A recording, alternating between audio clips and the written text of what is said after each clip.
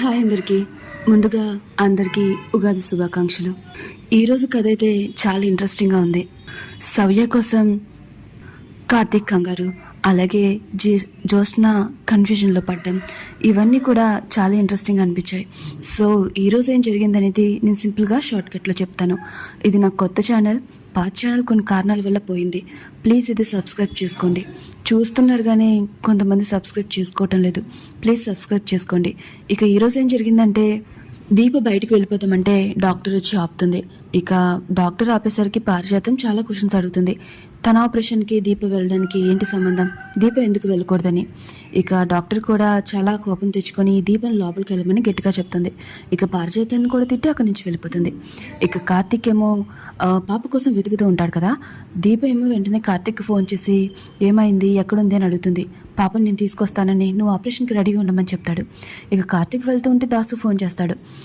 పాప ఎక్కడుంది తనకు తెలుసని ఒక లొకేషన్ షేర్ చేస్తాడు. కార్తీక్ వెళ్ళి పాపని సేవ్ చేస్తాడు. జ్యోత్స్నని ఇదంతా చేసిందని తెలుసుకుంటాడు. ఇక పాపని వాళ్ళ నాన్న దగ్గర వదిలేసి తన హాస్పిటల్కి వెళ్తాడు. ఇక కార్తీక్ వాళ్ళ అమ్మ నాన్న పాపని చాలా తిడుతూ ఉంటారు. ఎక్కడికి వెళ్ళావు, నీకేమన్నా అయితే నేను ఎన్ని మాటలు పడాలో తెలుసా అని కార్తీక్ వాళ్ళ అమ్మ అంటుంది. నేనేమన్నా కావాలని వెళ్ళనా, ఎవరు నన్ను కిడ్నాప్ చేశారు అని చెప్పి శౌర్య అంటుంది. ఇక వాళ్ళే మీద అంతా ఎవరు చేశారని ఆలోచిస్తూ ఉంటారు.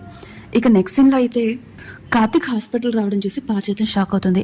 ఇక పని పూర్తయిందని, ఏది ఎలా జరిగిందని సినిమా తర్వాత చూపిస్తానని కార్తీక్ అంటాడు. దేవి దగ్గరికి వెళ్ళి ధైర్యంగా ఉండమని చెప్తాడు. ఇంతలో డాక్టర్ ఏమో జ్యోత్స్నకి ఆపరేషన్కి అన్నీ రెడీ చేస్తుంది. ఇక ఆపరేషన్కి జ్యోత్స్నకి మందు ఇవ్వాలనుకుంటే నేనే సొంత కూతున్నట్టు అయినట్టు తెగ యాక్ట్ చేస్తుంది, చూద్దాం అని జ్యోత్స్న అనుకుంటుంది. తర్వాత డాక్టర్ జ్యోత్స్న కార్తీక్ దగ్గరికి వస్తుంది. ఇక తను చాలా టెన్షన్ పడుతూ ఉంటుంది.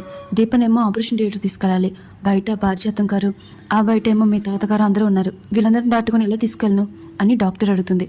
ఇప్పుడు వీళ్ళందరూ కూడా అడ్డు తప్పుకోవాలి అంతే కదా, మీరేం టెన్షన్ పడకండి, నేను చూసుకుంటాను అని కార్తీక్ అంటాడు.